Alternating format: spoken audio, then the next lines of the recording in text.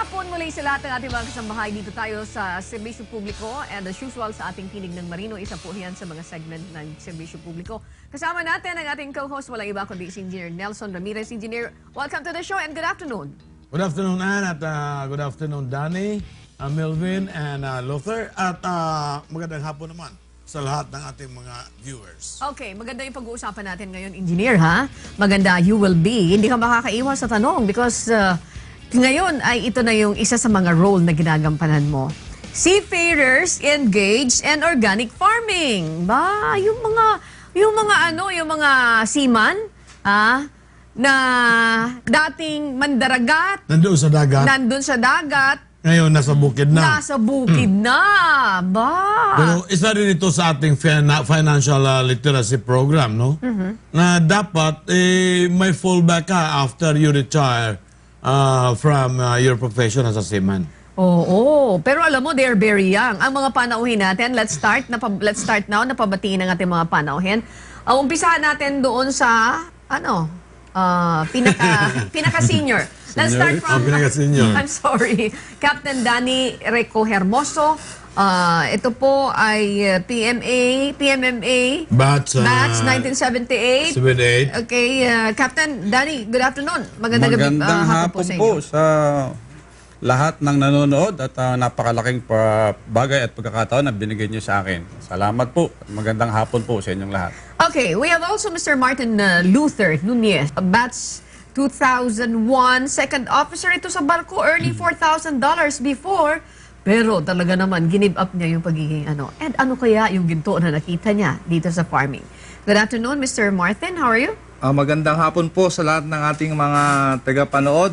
At malaking bagay din po at naimbitahan po kami dito upang makapagsalita ng patungkol po sa organic farming. Okay, yan po, batch 2001, earning $4,000 before. Pero eto na, may ginto pala talaga sa farming. Anyway, we have here, ito yung pinaka-bata, Mr. Melvin Bertulfo. Yes po. Good afternoon and welcome to the show, sir. Opo, good afternoon po and maraming salamat po sa pagpapaunlak niyo po sa amin para ipahayag po yung aming mga mission regarding po sa organic farming. And ang pinakahuli, hindi makakaligtaan. Engineer Nelson, akala mo makakaligtas ka, di ba? Engineer, ikaw din ay you are engaged into farming also. Yes, I'm engaged into farming at saka yung may papakita nating footage ay sa farm ko yan. Ayan, how many hectares do you have? Maliit lang baka. Ayan, sige. Baka Sige. naman. Ayaw niya sa BIR. hahabulin tayo. Okay. And this is my first question doon sa inyong apat. Pero si engineer kasi matagal na siyang nagretiro sa pagiging marino. Although mayroon siyang advocacy, mayroon siyang fight na ginagawa hanggang ngayon, hindi pa natitigil, being the President of United Filipino Seafarers. Pero kayo, tatanungin ko kayo ha, dati kayo mandaragat, buhay ninyo doon sa laot, buhay ninyo sa tubig, kumbaga kalahati ng inyong buhay ay nasa dagat, kayo, paano po namin, paano nyo naisipan, paano nyo naisipan na pumasok sa agrikultura? Let's ask the senior Senior one. Talagang nire-reiterate natin. Yes, sir. Sa akin kasi, dyan ako nag-umpisa sa farming. Kasi una-una, anak ako ng magsasaka. Ang pinakain at ikinabuhay ng aking pamilya at ng aking mga magulang at kapatid ay galing sa pagsasaka. Sa kagustuhan ng aking magulang na mabigyan ako ng mas maganda raw na kinabukasan, pinag-aral sa kolehiyo, na-chimpo namang medyo magandang records natin, kaya nakatipid sa tuition, papunta at kasikatan ng pagdaragat. So pinakamadaling outlet, madaling kumita ng pera, ay anak, ay maging seaman ka. Okay. So eventually, doon ako natuto, nakarating, 15 taon mahigit tayong nagbarko, pero malakas din ang kaway kung saan ka nagmula sa bukid. Ba, para mangusap kayo, para kayo isang Batanggenyo. Hindi naman. Okay. Kapit bahay ang Batangas na aming bayan. 15 years na mandaragat. So, ibig sabihin, kahit pa paano, nakapag-ipon ka na. 15 years. Na tinatawag po natin siguro na paradigm shift. Okay, ano kayo? Ano kayo dati sa barko? Pinakahuli kong posisyon sa barko, binigyan tayo ng posisyon na makapagmando. Tapos, naanyayahan tayo na isang kumpanya. Kapitan nga siya kaya malaki din yung sahod niya. Nakapag-ipon siya. Inanyayahan po tayo ng isang kumpanya. Akala ko, nag-a-apply lang ako ng posisyon sa barko sa kanila, inayahan tayo mag-opisina. So parang yun ang naging stepping stone ko, bakit ako yung naglupa. Hindi naman yung directly na umayaw sa pagbabarko. Inayahan tayo naging senior crewing manager ako ng isang manning agency. And from there, nakita ko na parang mas malaki may tulong ko sa employment opportunities ng mga kasama natin, kapatid sa hanap buhay. Then eventually, yun yung naging daan para balikan ko yung aking unang pinag-umpisahan, ang bukid. Yeah, how nice. Maganda na itong At kwento. organic farming. Oh, ang ganda ng kwento ha, sa panimula pa lang ni Captain Danny. Let's hear it from Luther. Luther. Yes, yung nag-earn ng $4,000. Ako naman po, tubo po akong Bataan. So, 25 years ago, Bataan, where in Bataan? Bataan po, Maribeles, Bataan. Ay, babatiin ko yung mga taga-Morong Star. Magandang hapon sa inyo. Sige po. Opo, doon po ako lumaki. So, at that time, 25 years ago, nakikita ko po na mayroon ding abundance po yung farming, yung mga prutas. Pero habang lumalaki po ako, patuloy po yung nagde-degrade, nababawasan po paunti-unti. Okay. So, dahil po ako'y pinalad din na makapasok sa PMMA, na libre ng tuition fee, ganyan, lahat to. So, nung nakapunta po ako sa iba't ibang lugar, nakikita ko po bakit ang agriculture ng ibang bansa ay mayaman, mayabong. At habang ako po ay nagbabarko noon, nakikita ko na rin po ang mga dahang-dahang pagpalit o yung climate change na tinatawag o yung global warming. At Very observant si Mr. Opo, at ako Martin. po ay namulat din sa mga iba't ibang mga batas na pinapanukala, maging sa mga internasyonal na pag-uusap tungkol sa global warming. So, nung ako po ay nagkaroon na ng, sabihin natin hustong pag-iisip at namumulat nga na ganun, nakita ko po sa aking personal ang problema na talagang kumbaga sa malala na sa pagsasaka. Diba ho? So unti-unti na ho nagde-degrade at nababawasan ang ani ng ating mga magsasaka. So nung ako po ay patuloy na nag-aaral, nakita ko po ang isang substance o isang organic na na fertilizer na galing po sa ibang bansa. So, bakit hindi ko ho introduce o ipahayag sa mga magsasaka? So, inumpisahan ko na po ang mga pangaral sa aking probinsya, sa Bataan. Nakarating na rin po ako sa Pampanga, sa Tarlac, So, ibig at sabihin, sa Zambales. nakita nyo yun na, natuklasan nyo yung isang produkto sa ibang bansa. Anong kayo ay seaman pa lang? Dito na po namin natuklasan yan. Okay. Oo. Dito na yan. Okay. Dito Pero na po. at what age ninyo na nalaman na kayo pala into farming? Ha? Yung palang inyong bukasyon. Masyado pa hong bata, mga buwan pa lang ho na gusto kong tulungan ang ating mga magsasaka. Kasi farmers din yung mga magulang mo. Mayroon naman hong maliit na pagmamay-ari ang mga magulang ko, ang aking lolo't lola na kalupaan sa Bataan, hindi naman ho ganong kalakihan. Pero isa po ko sa parang ang tinuro sa akin ng Lolo Luis Nunez ko maging malapit ka sa mga mahihirap, sa mga dukha. So parang ako ang naging nila. Ako ang naging parang instrumento upang yung nakakausap sila, ano bang problema, anong nangyayari. Okay, parang baka maging politiko to in the near future. Anyway, yung pinakabata dito, Mr. Melvin Bertulfo. Yes, ma'am. Ilan taon na po kayo? 27, ma'am. 27. Tingnan Yes, mo ma'am. naman, 27 years old, 27 years old farmer na siya. Dating seaman, pero ngayon, tingnan mo sa edad niyang yan. Sino mag-aakala? Kalimitan dun sa mga ganitong edad engineer, mas gusto nila na Sumakay pa ng barko. sumakay ng barko, iba yung nature ng kanilang ang kanilang trabaho. Pero ito, into farming. Nandun siya sa profesyon na pagiging, Yeah. Farmer. Papaging farmer na. Merong nakita na pinalabas sa television. May isang lugar sa Japan na dati-dati ang ginagamit talaga nila chemical fertilizer. And then nagkaroon ng maraming peste. So iba na naman ang gumagamit na naman sa insecticide at iba't ibang klaseng fertilizer na ang ginagamit nila. Hanggang sa nagkaroon sa napakaraming problema.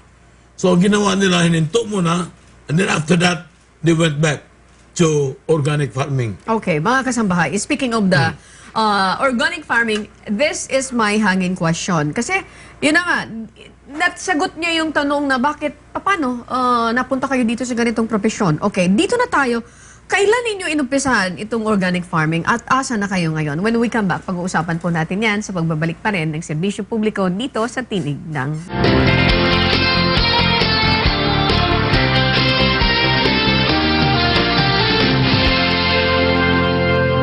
Rated G, mga palabas yan na pwede sa lahat. Rated PG, kailangan nakaabang ka para sagutin ang mga tanong nila. Rated SPG, dahil may mga programang masiselan. Para sa matalinong panonood.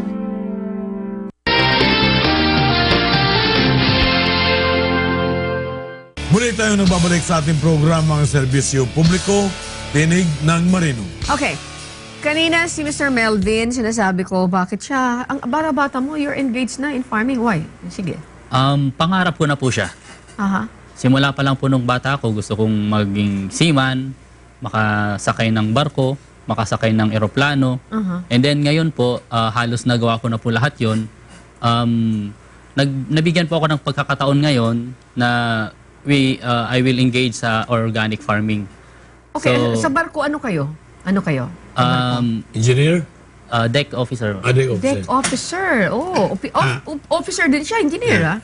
And sa ibang bansa, no, dito sa Pilipinas, pagka sinabing magsasaka, parang ang tingin nila mahirap. Oo, tsaka parang napaka... Pero doon sa Europe, when I was in Netherlands, Aha.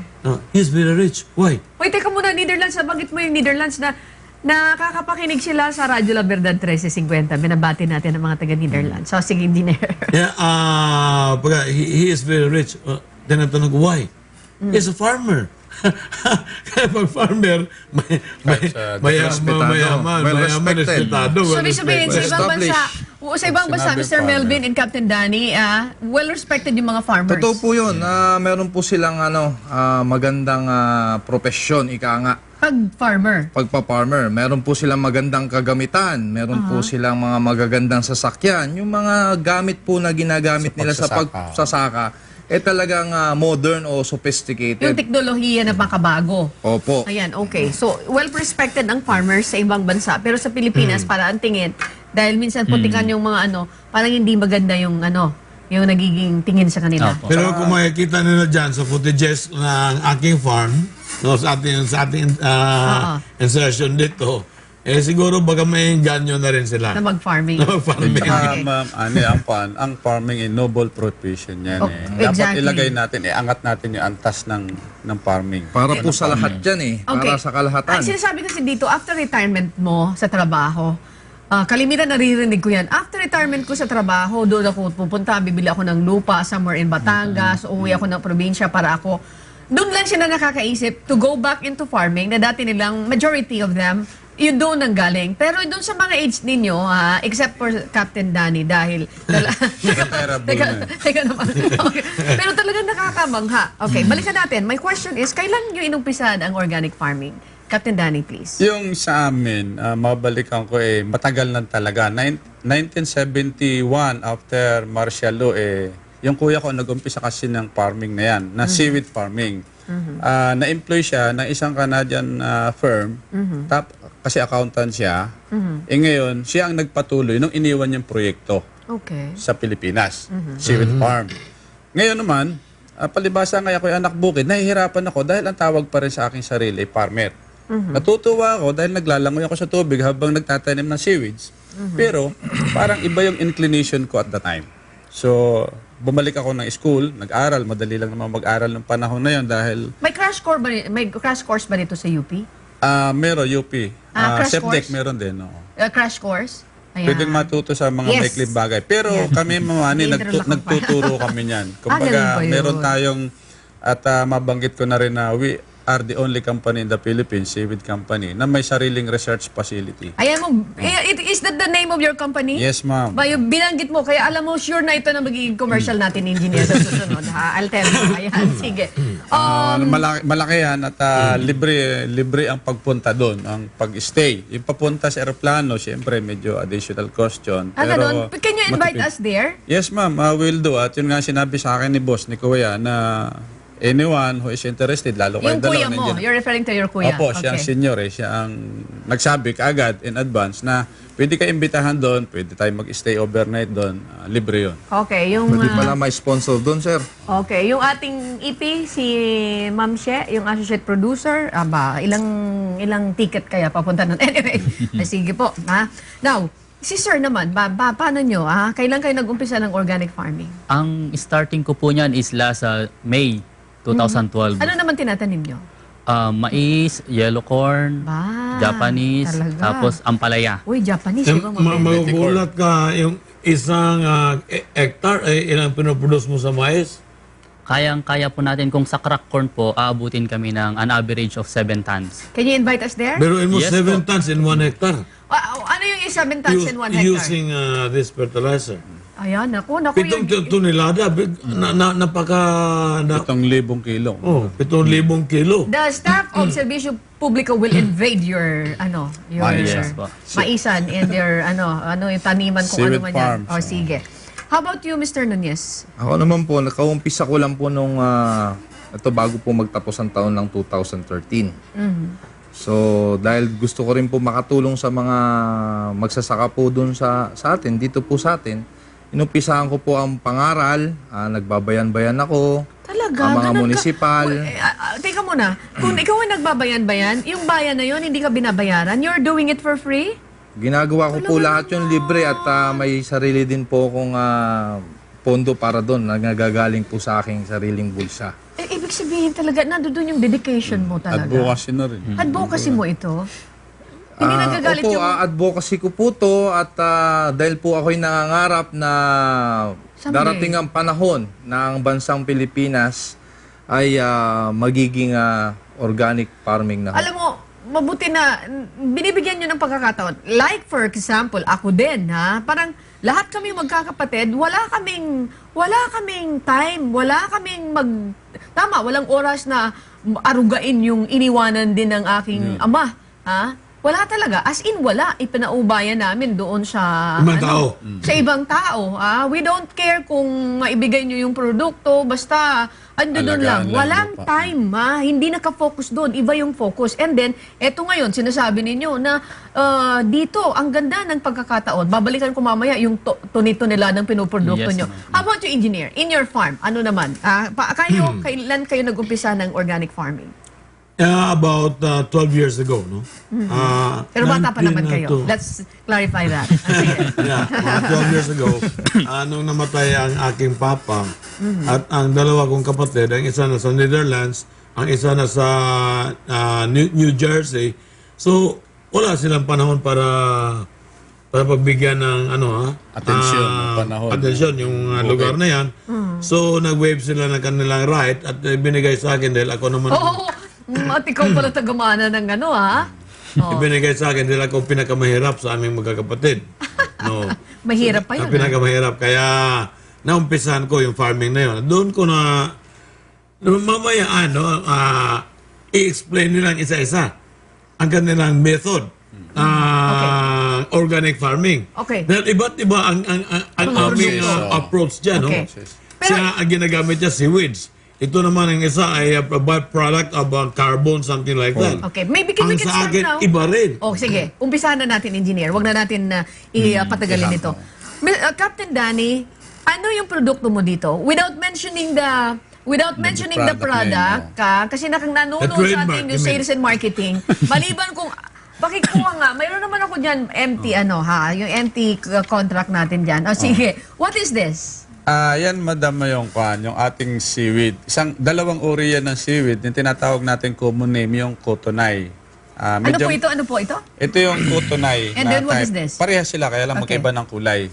Ito, medyo higher ang Sa variety. Tagalog, ano yun? Yan yung agar-agar. Gusto. Agar-agar. Ito nabibili sa palengke na kulay green. Agar-agar. Yan, yung nabibili. Isa lang sa mga uri yun. Anong vitamins na common. kukuha natin dito muna? Sabi ng National Nutrition Council, 25 times higher ang vitamins and minerals niyan than beef. I will learn to eat 20 this. times higher ang vitamins and minerals niyan than vegetables. Okay, so, ito yung produkto mo. Yan ay tinatanim natin sa dagat At yan nga ang parang isa nating advokasya na sana mga kapatid natin sa hanap buhay ng mga marino na malapit sa dagat o pamilya malapit sa dagat kahit nasa barko sila, ginaguide namin sila ngayon ng tamang pagtatanim, nagbibigay tayo ng technology transfer, pati similya at paano gagamitin sa kaunting halaga, makakasustain sa kanilang mga pangailangang hanap buhay. Hopefully, eventually, bumalik sila sa kanilang sariling lugar at tama na yung pagbabarko ibigay sa mas bata. Okay, Aside from sa kapatid natin na mas bata pang umalis sa pagbabarko. Okay. Itong ginagawa nyo, sarili nyo ito, pagkatapos, paano nyo ito napaparami sa pamamagitan din ng? Pruning. Okay. Kinakatings lang yun. Okay. Mayroon kayong technique na ginagawa. Mayroong But you technique. cannot divulge it right now. Okay. Siguro sa parto kung meron. Okay. Marto, sa next week. Ituturo natin ng libre yan, madam. Tutuloy natin. Binibigay Sige, natin ng sige libre po. yan technology. Sige po.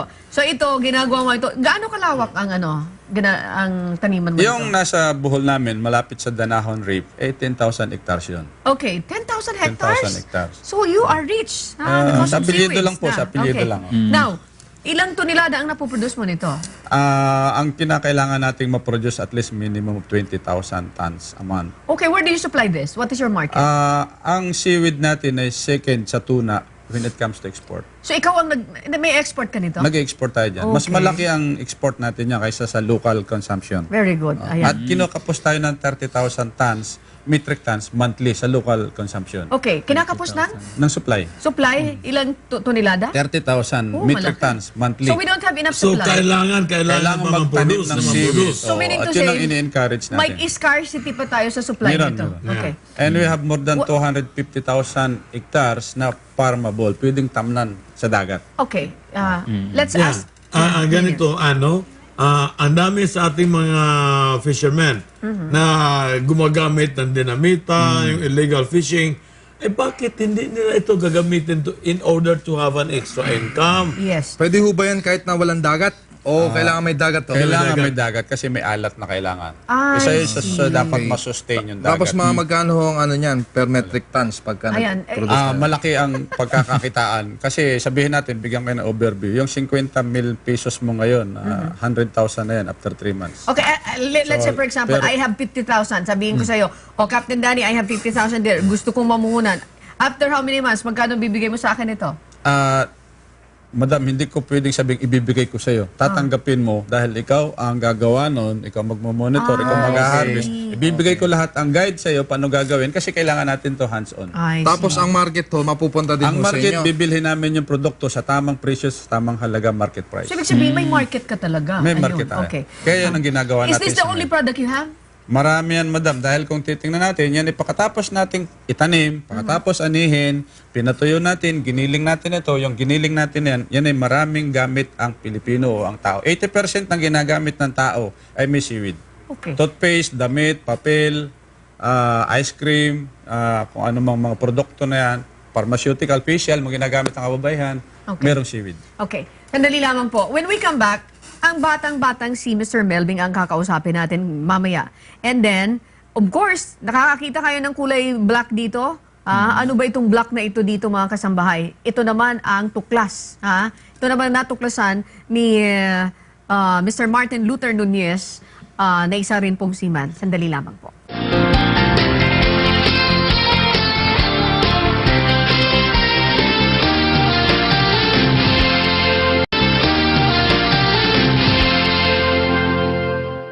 Muli tayo nagbabalik sa ating programa Serbisyo Publiko, Dinig ng Marino. And engineer, kasama pa rin natin ating mga panauhin. We have Captain Danny Rico Hermoso, Mr. Martin Luther Nunez, and Mr. Melvin Bertulfo. Lahat sila mga seaman na nandun na engaged na sa farming. Okay, what is your product? Ano naman ang mga produkto mo? Ang product ko ngayon, ma'am, is same with Sir Nunez, yung ito nga po yung Leonardite kung tawagin. Okay. Which is galing siya ng Australia and then dinadala natin dito sa Philippines to help neutralize yung land natin. Oh, so ano na Maging yung pataba. produkto mo? Ano na yung produkto And then mo? ngayon po, I'm using this one together with the hybrid seed na corn para mag-produce po ako ng crack corn and then Ano yung crack corn? yan po yung mga pinapakain sa manok and then kung may sobra po napakain sa manok, Yun naman po is binibigay namin sa mga feed mill na ginagawang pellets, mga ganon. Ginagawang pakain din sa mga baboy, Okay. pakain sa manok, kung Domesticated ano-ano. animals. Opo. Okay, aside from that, may sinasabi ka na mayroon ka Japanese corn? May Japanese corn po, and then meron din po tayong tinatawag po na cutback na mais po. Ano yun? Yung cutback po, yun po yung ginagamit para pakain naman sa baka. Saan ang market mo niyan? Ang market ko po niyan is dito po sa may Pampanga. Okay, ilan naman ang naibibenta mo niyan? Sa ngayon Ilan na po, po produkto mo? an average of 7 tons para sa crack Pag corn. 7 tons, ano yun? Gaano kalaki? 7,000 kilo. 7,000 kilo. O sige. Yes po. And then yung sa cutback naman po, or yung buong mais po na yun po, puputulin namin siya from the roots or from yung malapit na sa root niya. Nag-average po kami ng 40 tons per hectare. Okay, so ibig sabihin, at your age, you're already, papunta ka na sa pagiging mayaman. And we have Mr. Martin here. Mr. Martin, ano yung produkto mo right now? Ito naman po, galing po ito sa coal.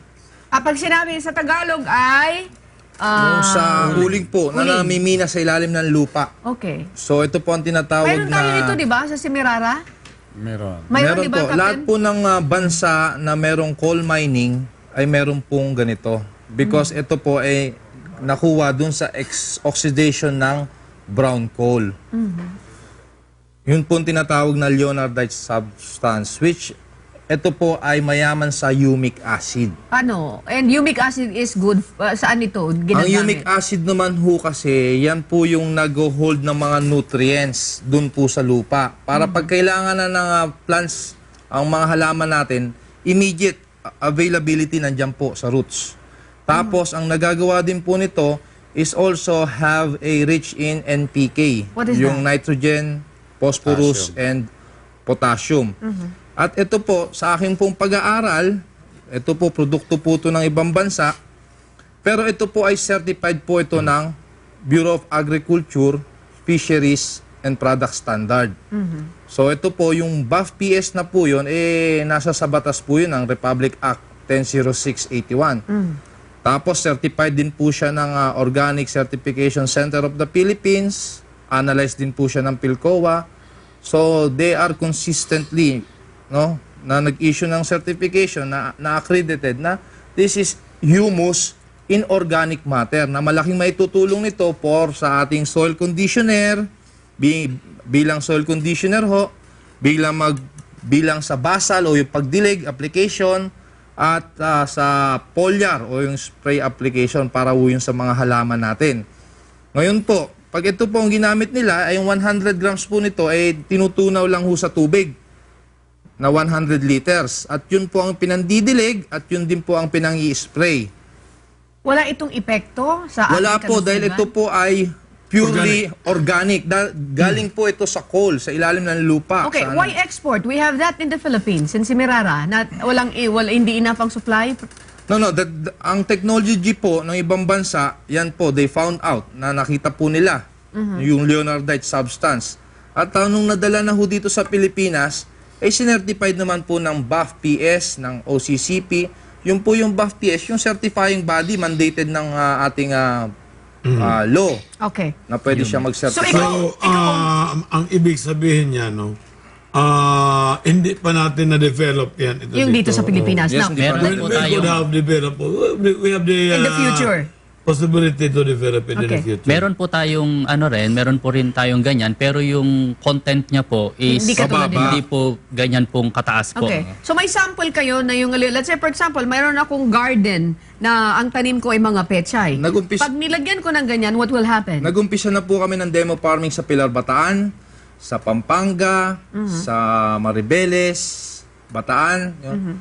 So, eto naman po, dahan-dahan po, hindi po natin tatanggalin yung chemical, yung inorganic fertilizer. Ihalo muna natin hanggang magkaroon po ng transition period, hanggang totaling mawala na ang mga chemical.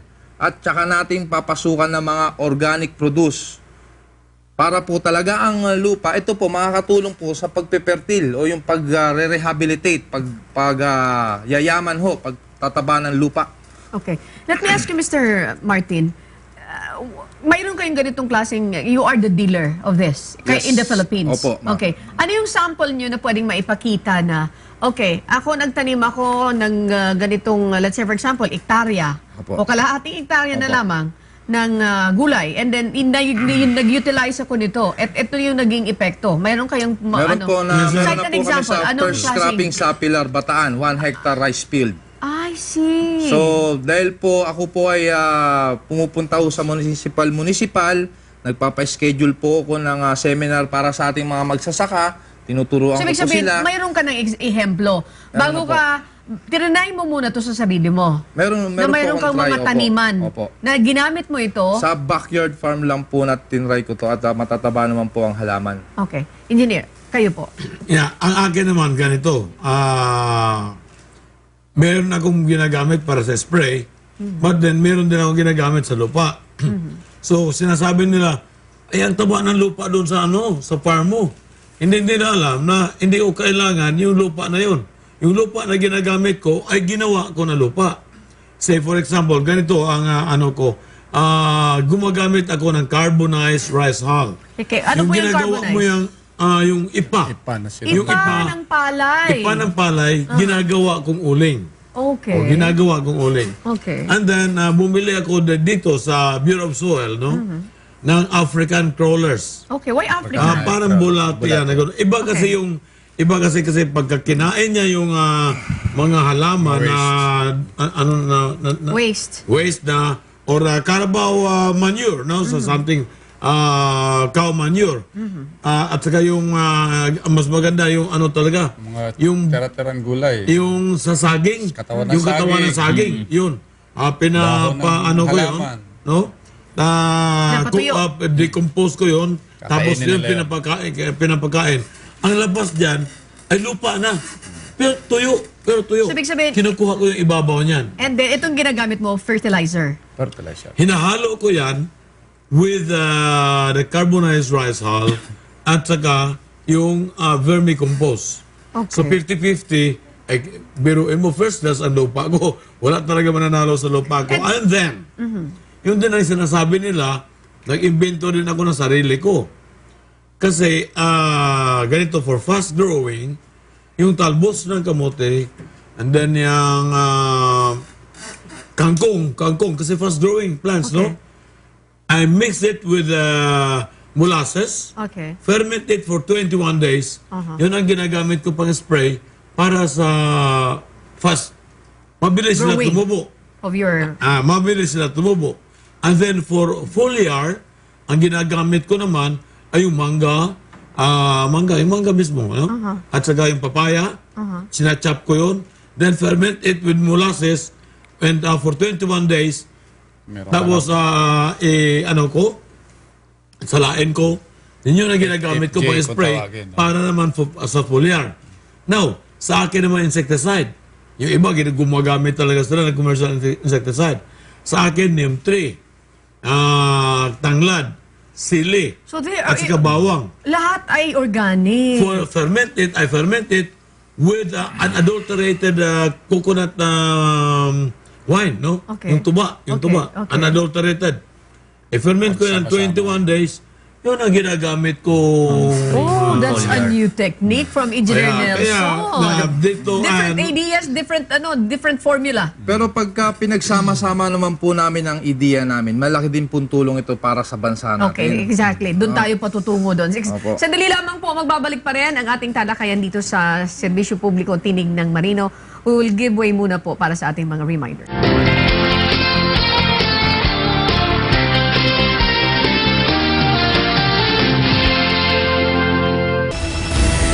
Police visibility sa Bangkok, Thailand. Pinaigting kasunod ng idiniklarang state of emergency sa bansa. Abangan mamaya sa Ito ang Balita.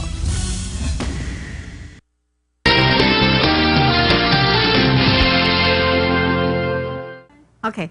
Alam mo, mayroon tayong second episode nito kasi we're not yet done.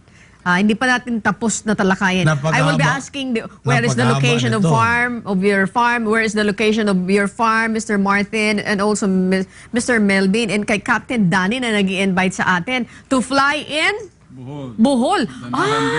I see. Tama ba kami dyan, sir? Ayan, talaga naman. Oo, yung buong staff ng serbisyo publiko i-invade yung farm niya. Anyway, sa pagkakataong ito, ano yung gusto niyong iwan, one by one? Kasi magkakaiba kayo, one by one. Ha? But we expect you to be here again next time. No? Okay, one by one. At this point, ano yung gusto niyong ipabatid sa ating mga manonood, particularmente yung mga seafarers, na there is life after? After pagbabarko. After being at sea. Oh, yan, yan. There's life after being at sea, sinasabi ni Engineer. Let's hear it from Captain Danny, please.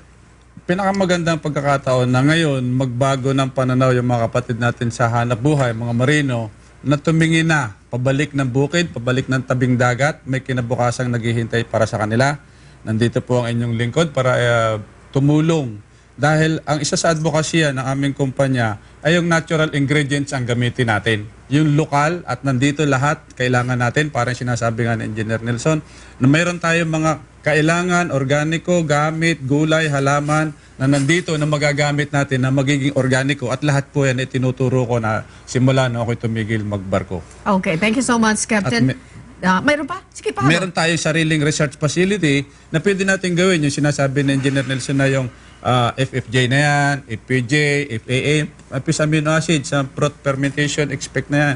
Ginagawa ko yan at tinuturo natin yan ng libre. Okay. Na meron din tayong mga pananim na tinutulungan at nga pala, meron tayong pwesto sa Aani, Ayan. Taguig, FTI Complex. Pwede kayo magpunta ron Sabado-Linggo. January 26, meron kaming seminar ng seaweed farming.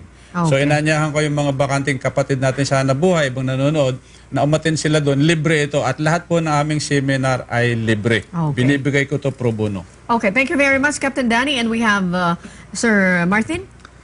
Sa akin naman po, ako po ay nangangarap na katulad po ni Sir Danny na talagang bumalik po tayo sa natural, sa malusog na pagsasaka. Nang sa gayon ay ang ating ang buhay, ang ating mga mahal sa buhay ay mapahaba pa ang Kanilang buhay.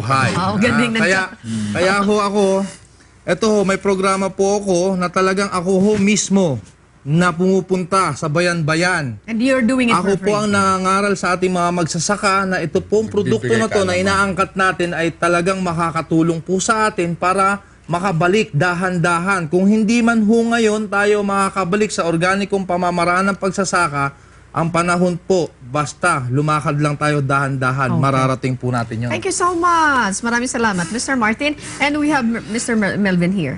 Opo, let's go organic lang po and pagtulungan po natin na maging masagana po yung ating mga farm sa tulong po ng ating mga organikong pamamaraan po. Thank you so much, guys. Thank you so much. And finally, isa rin farmer.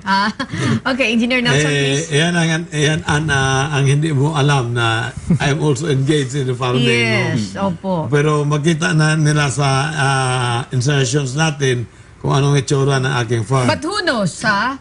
Apat kayo, puro ako nagmula-mulat din ako sa ganyan. Pero hindi nga lang ako nakafocus doon. But with the information I've got from you guys, parang that enlightens me na talagang okay lang pala yung yung sa farming. Ayan, malay nyo. Loobin ng Diyos. Sige. Okay lang yan, dinig ko natin. Maraming mga marino, di ba, sa Luneta, nanireklamo na hindi na raw sila tinatanggap dahil matanda na. At dapat daw gumawa ako ng isang panukalang batas na dapat tanggapin ang mga matatanda.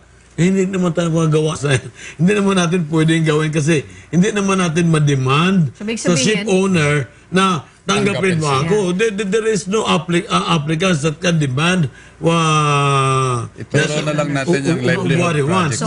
So, right now, habang bata ka pa, nag-umpisa ka pa, planuhin mo na rin. Kasi, yun ang sinasabi natin palagi na if you plan to fail, you fail to plan, then you plan to fail. Yes. Thank you. Pinaplano mo na magiging sawi ka sa iyong buhay. At magiging sawi ka talaga. Magiging sawi ka talaga. Thank you. So dito pa lang, kailangan talaga nating pagplanuhan na ang ating kinabukasan. Thank you so much, Engineer Nelson, a farmer also. Guys, maraming salamat sa inyo. Salamat.